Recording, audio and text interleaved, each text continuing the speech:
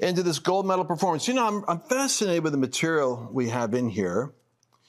Do you know that the word accuser, I'm reading from our book on gold medal performance, and the word accuser is the Greek word kategorio, which is where you get the word categorize. People that put people in categories and pit them against each other. You know, people that say, well, you're a racist, a homophobe, a xenophobe, a socialist, a capitalist, a Jew, boomer. All the categorization is actually activity of the accuser. Human beings are a little more complicated than a simple category. And the danger of categorizing is the moment that you put the lens on yourself and see someone else through the filter of that, well, you could other them. You know what that means? You could, instead of them, you could either be an other, which makes them an it, or they could be a person, which makes them a thou. The thou or the it. This is Martin Buber, the German philosopher and theologian, Jewish, said that I can either treat you as a thou or an it. The Jews were treated as an it because the Germans were taught to see the Jews as vermin, animals, it. So the whole Hamas thing is a wrapping of your head around an otherization. They're not human. Gun them down outside. A young couple, beautiful young couple, getting ready to get married. Shoot them to death. Free Gaza. What could cause a person to become so hateful that they would justify doing that? Well, the same thing can happen, I suppose, for someone who's Jewish that says these Arab Hamas are animals. You have to obliterate them, blow them all up. So you see the world, if it comes through the lens of seeing people as an other than human, as an it can justify violence, destruction, perpetual annihilation. But if they're seen as a person made in the image of God, then you treat them differently. What they're doing is wrong, but they nevertheless are made in God's image. Holding that tension is the challenge of the Christian. Visit faithandfreedom.tv and download the Faith and Freedom TV app today.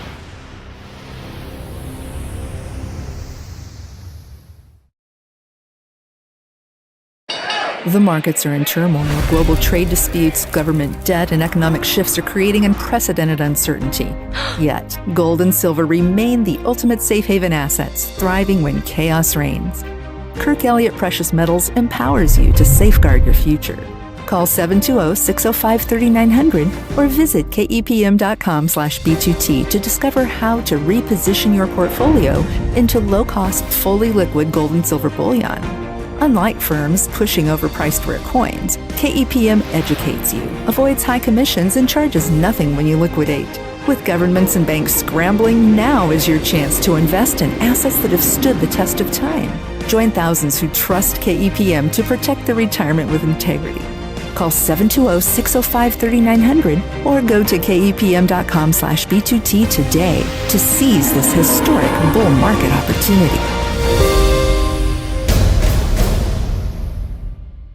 It's time for us to do the journey into this gold medal performance. You know, I'm fascinated with the material we have in here. Do you know that the word accuser, I'm reading from our book on gold medal performance, and the word accuser is the Greek word kategorio, which is where you get the word categorize. People that put people in categories and pit them against each other. You know, people that say, well, you're a racist, a homophobe, a xenophobe, a socialist, a capitalist, a Jew, boomer. All the categorization is actually activity of the accuser. Human beings are a little more complicated than a simple category. And the danger of categorizing is the moment that you put the lens on yourself and see someone else through the filter of that, well, you could other them. Elitist media deceives, but Faith and Freedom TV amplifies truth. Our world-leading platform delivers news, teachings, worship, movies, and music rooted in biblical values and constitutional patriotism, inspiring faith and liberty. We inspire, equip, and amplify Christian patriots to share powerful stories of faith, family, and freedom. With live events, thousands of on-demand videos, and access on Roku, Fire TV, Apple TV, Android, and iOS, we're transforming culture globally for God and country. New content is coming to ignite faith. Join our mission to counter deception. Visit faithandfreedom.tv and download the Faith and Freedom TV app today.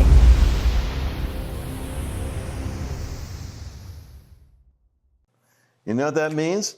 You could, instead of them, you could either be an other, which makes them an it, or they could be a person, which makes them a thou. The thou or the it. This is Martin Buber, the German philosopher and theologian, Jewish, said that I can either treat you as a thou or an it. The Jews were treated as an it because the Germans were taught to see the Jews as vermin, animals, it. So the whole Hamas thing is a wrapping of your head around an otherization. They're not human. Gun them down outside. A young couple, beautiful young couple, getting ready to get married. Shoot them to death. Free Gaza. What could cause a person to become so hateful that they would justify doing that? Well, the same thing can happen, I suppose, for someone who's Jewish that says these Arab Hamas are animals. You have to obliterate them, blow them all up. So you see the world, if it comes through the lens of seeing people as an other than human, as an it can justify violence, destruction, perpetual annihilation. But if they're seen as a person made in the image of God, then you treat them differently. What they're doing is wrong, but they nevertheless are made in God's image. Holding that tension is the challenge of the Christian. Love your enemy. Do not hate them. Pray for them that persecute you. As Jesus is dying, Father, forgive them. They have no idea what they're doing. Accounting for the deception. The Apostle Paul makes this argument with Timothy. He says that you who are called to be an ambassador must correct others with, always remember there's this element of gentleness, because what you're really hoping for is that they will be delivered from the devil who has taken them captive and locked them in to a certain belief system. So answer them with grace, answer them with reason, give them truth, pour it in, and don't let it get you triggered. Not easy, I might say. But that nevertheless is the strategy, because there's a spirit at work, a spirit that gets upon certain beliefs, because I believe that your beliefs authorize spiritual activity. Beliefs authorize things. So your beliefs really have to be watched. Now, this it or thou, I, it, or how you see other people, by SCE is based on your personal history is going to shape how you see things. Why? Because significant emotional events. God bless you if you have parents that celebrated you, empowered you, that didn't shame you or emasculate. We're already wounded, so we have a propensity to fall over. But if you got people that help prop you up and give you resourceful belief systems, who will help you to get on your feet and take responsibility, bounce back faster, recover from the injury so you're emotionally resilient and healthy. Life can be cruel. Life can be uncertain. There are people that are evil. There are people that are foolish that will wound you. But you cannot walk around, like Jordan Peterson says, you got two choices. Your children can either be safe, or what's he say? What's the two options with Jordan Peterson, Carl? They could either safe be or strong. Safe, or they could be strong. If you keep them safe from harm, then they have to be protected from exposure. On the other hand, if they're resilient and they're exposed to pain and can bounce back, they can be strong. But you can't make them perpetually safe and expect them to be strong. Check out Gold Medal Performance. It's really 4 or 5 hours of training. There's different lessons we've got here on how to activate what you've got already in you to be able to discern the pattern of where you're going, how to navigate through life. I want to give you one right now. I said earlier, this is something that we got from Henry Cloud, great revelation, but it's worth putting here that there's only 3 kinds of people you're going to work with in life, and you need to know how to figure out which one is which. Especially tell women. I was talking to some women yesterday my daughter-in-law at a conference she has called Set Apart Women. And I said, women, the devil will take advantage of women because by nature, you'll be, by design, you will be the nurturer ones, the one with the children, the one that will take care of nurturing. That because of the nurturing and protecting and defending and supportive disposition that is in the makeup of the female, and the male more or less moving in his organic, healthiest state towards protecting and moving towards the challenge and moving towards the results, and the woman being the one who is with the family or with the child in terms of taking care of, nurturing, and protecting for the next generation, that the women can get taken advantage of if they're nurturing somebody who's wasting their time, dissipating their emotions, or worse yet, someone who's using them who in the end will attack them even though they poured out their life to try to help them. And trust me, this will happen. You can't treat all people like they are worthy of your deposit of energy. The Bible says that Jesus did not trust himself to all men, for he knew what was in them. He didn't give himself carte blanche, open heart, open pocket to everybody, like naively believing the best, because he could see, he could discern what was in them. So he dealt with people as they showed up. With the shrewd, he was shrewd. With the humble, he was open-handed. So there's 3 kinds of people. Let's talk about this from the Bible perspective. Carl, you got your Bible there. Let's talk about the wise. I think there's some Proverbs from Solomon that are good. Proverbs 12. One would be a good one. Loving discipline and knowledge. Proverbs chapter 12, verse 1. Whoso loveth instruction loveth knowledge, but he that hateth reproof is brutish. He that loveth instruction loves knowledge. He who hates correction is stupid. So the big distinction between the knowledgeable and the foolish is how they respond to feedback. I want to suggest to you that the test of wise people is that they learn from mistakes. They grow. They are receptive to life, feedback. They actually, the wise aren't necessarily always doing the right thing. But what enables them to improve what they do is they learn from mistakes. They observe what happens and what works and what doesn't work. And so they grow from those experiences. They're receptive to feedback. They learn. Now, the foolish in the Bible could be defined in contrast. You're in chapter 12 there, so go to verse 15. The way of a fool is right in his own eyes, but he that hearkeneth unto counsel is wise. A fool's wrath is presently known, but a prudent man covereth shame.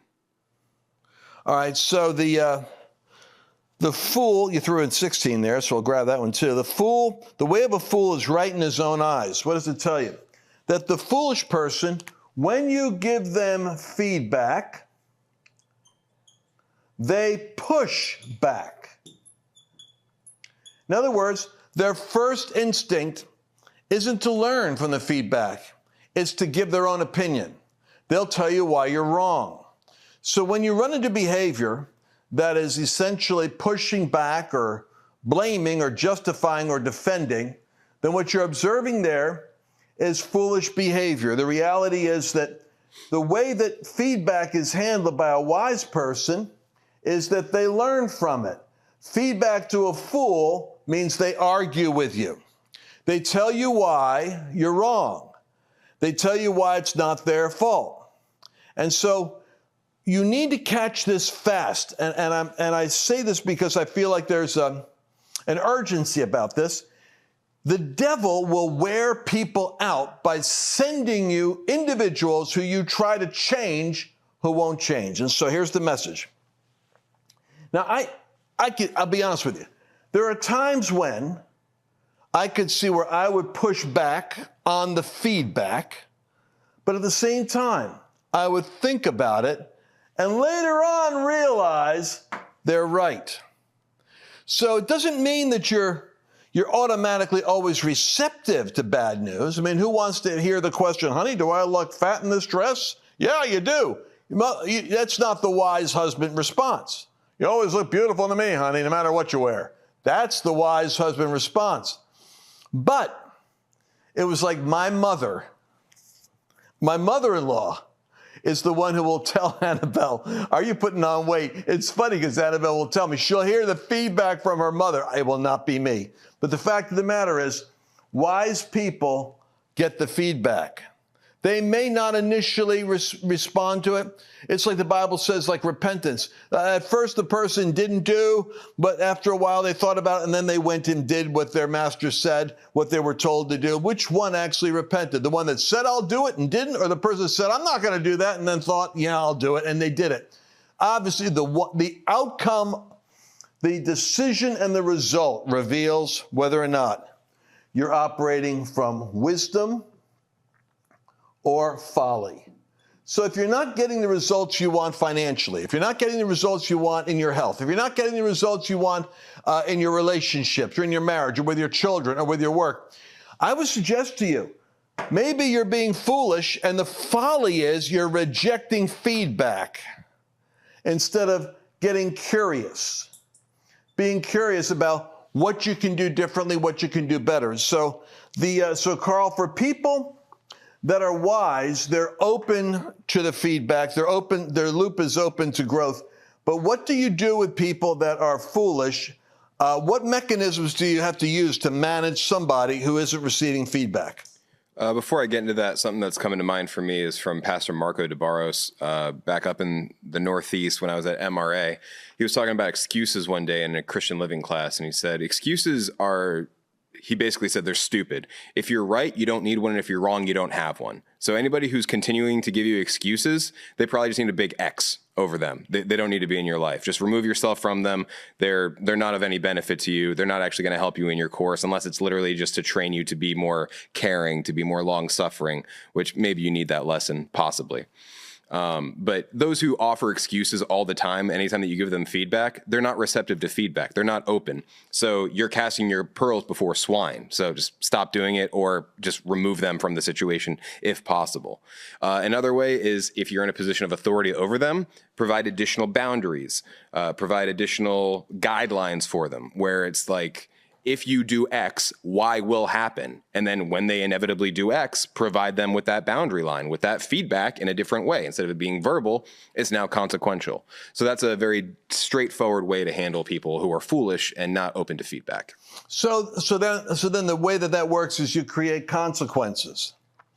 And, you might have like, a foolishness is bound up in the heart of a child, but the rod of correction will drive it far from him. That's a proverb. Sometimes children can be that way. So what you do is you have to set up consequences. If you do this, then you have this freedom. If you don't do that, then you forfeit that freedom. And you agree up front on the outcomes. If you do this, you can do that. If you don't do that, you can't do this. So you create a context for consequences. You have to start to rein in the freedom. So if you're looking at it from a continuum here, with foolish people, this is the freedom to do something. This is the management part. This is when you have to manage what they do.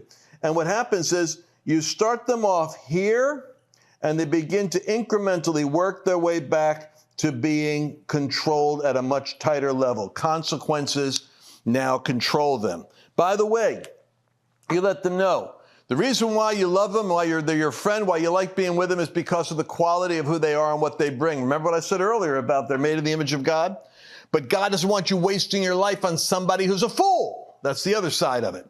So what you do is you say, you've got so many attributes that I love being with, and we love having you working here, or we love having you on our team.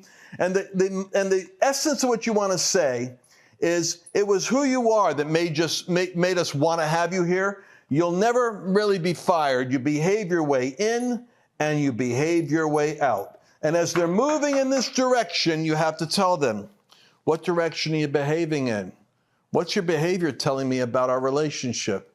What's your behavior saying about being here? My car, this, my wife, that you guys are not supporting me. Believe me, my wife and I run into some major great victim stories, and then we're the evil person after we bailed them out and got them a car and paid their rent, and we're the enemy. But I understand that. But this came out of that experience because there are people that are even evil. What do we know about evil people? Deliver me, O Lord, from the evil man. To the chief musician, a psalm of David. Deliver me, O Lord, from the evil man. Preserve me from the violent man, which imagine mischiefs in their heart. Continually are they gathered together for war. They have sharpened their tongues like a serpent. Adder's poison is under their lips. Selah. Keep me, O Lord, from the hands of the wicked. Preserve me from the violent man who have purposed to overthrow my goings. The proud have hid a snare for me and cords. They have spread a net by the wayside. They have set gins or gins for me. Yeah, traps for me. That's the word traps. So here's David goes on. That's 5 verses where he says, God, deliver me from the evil man. It's always been there. Satan will plant someone who wants to catch you. In the internet, oh my God, on Twitter, on X, you've got it. You got people that literally watch everything, in my case, everything I say to catch me doing anything that they could amplify as evil. Now, in order to do that, they have to wade through 99% of the good stuff to try to catch me doing something evil. Evil people are like the Pharisees that sat in the front row watching Jesus to see if he healed someone.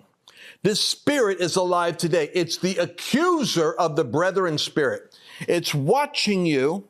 I had a friend of mine that lost his job at the Kennedy Center because he was on my platform in 2023 at a Mario Murillo and Lance Wallnau Fire and Glory event, preaching the gospel, and he was asked about how does the homosexual lobby work in Washington, and how come there's so many gay staff that are in the Republican Party? When did that start? And he explained how it started with George Bush Sr., who put a guy in charge of the RNC who was a homosexual, who populated all the opening positions with gays.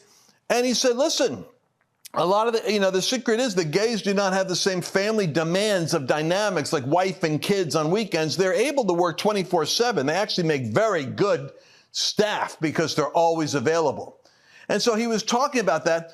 Somebody ran an AI program to go back 2 to 3 years to catch everything this man ever said in recorded media, to find one sentence, to freeze it, put it on CNN. He's a journalist at CNN, and then take it over to the Rick Grinnell in charge of the Kennedy Center to fire the guy because they caught him saying something 2 or 3 years ago that is a Christian worldview, explaining how this dynamic in culture works in Washington and punishing him for what he said. That's the accuser. They watch. They do AI searches to find you and saying something so they can make you lose your job. Evil people who no doubt believe they're doing good because in their lens, we're the bad guys. And so we got to forgive and create laws that protect other Christians from not getting fired for their faith. Catch hold of this dynamic teaching. You're not going to hear messages like this everywhere. Go to Gold Medal Performance. You can get the 4 DVDs and unleash the mindset along with basically this is like all my training that I've been doing for 40 years and the research I've done. Powerful stuff on how to unlock your spiritual Wi-Fi. That means when you're with people, you can start to practice this discerning and recognize who you're dealing with and keep yourself free from distress because you can still minister. Jesus still ministers to all these types because we ourselves were sometimes foolish, the Apostle Paul said. And all of you know There's been times when you've devised hate and evil and retribution and revenge in your heart towards someone that's hurt you and you just want to hurt them back. We all know what this is like, and hopefully we're learning how to judge ourselves so we can walk in wisdom. LanceWallnau.com/gold medal. On behalf of Carl and me, we wish you the best and pray that you'll have a level 10 experience in your life. See you again later. Did you enjoy this latest episode? Please remember to share it with your friends, because the more knowledge you have, the better equipped you are to navigate the world. Transform your health with the power of light. Introducing the future of natural healing.